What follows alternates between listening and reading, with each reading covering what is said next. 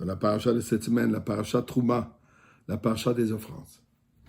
La Torah nous appelle à offrir pour la construction du Mishkan l'or, l'argent, le cuivre, toutes sortes de qualités, de tissus de grande qualité pour embellir, pour construire le Beth Amikdash. Mais le pasuk de dire « V'yikruli teruma » vous allez prendre pour moi. Qu'est-ce que ça veut dire prendre pour moi? Vous allez me donner.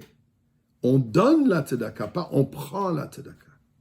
Eh bien, un commentaire nous explique qu'en réalité, qu'en donnant, nous prenons. En donnant, nous recevons beaucoup plus. V'yikruli, comme il est dit, oti atem lokrim.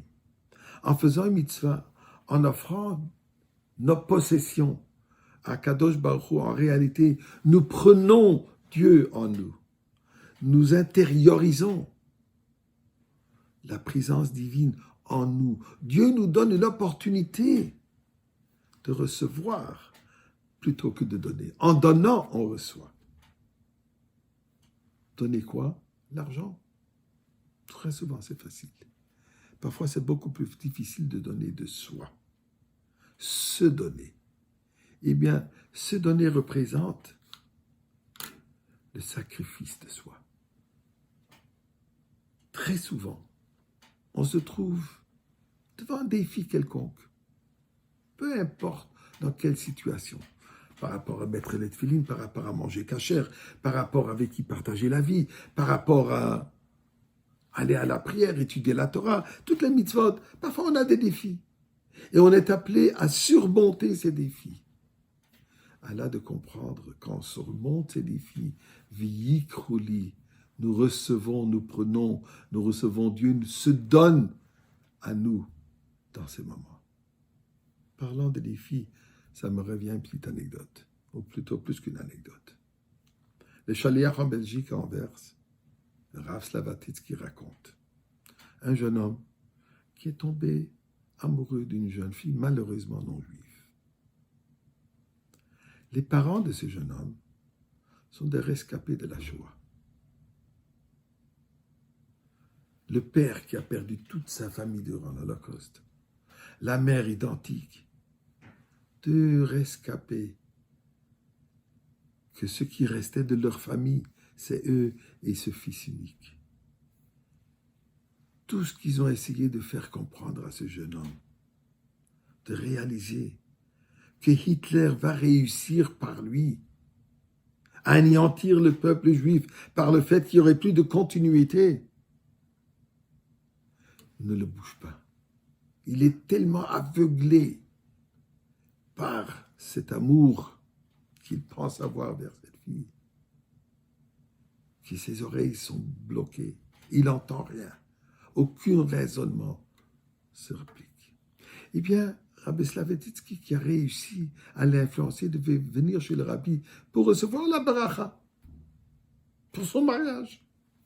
Il arrive devant le rabbi un dimanche pour recevoir le dollar et la bracha, et il dit au rabbi, je vais me marier avec une fille non juive et je demande une bénédiction.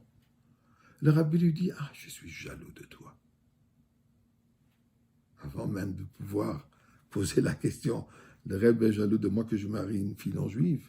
Le rabbi lui dit, le fait que tu es prêt à marier une fille non juive, sachant à quel point c'est destructif pour toi et pour elle, sachant à quel point tu dérages tout ton futur, tu arraches ton futur du passé depuis Abraham Avinu, et particulièrement dans ton cas, tes parents qui sont des survivants de l'Holocauste.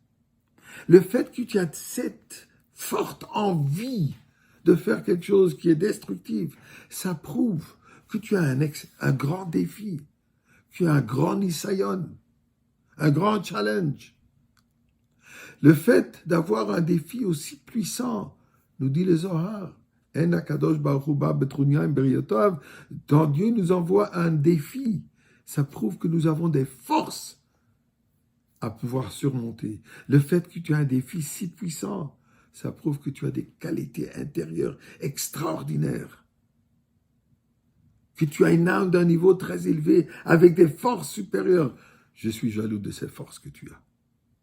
Eh bien, ça, il a entendu, il a lâché la vie. Et là, il a compris. Quoi?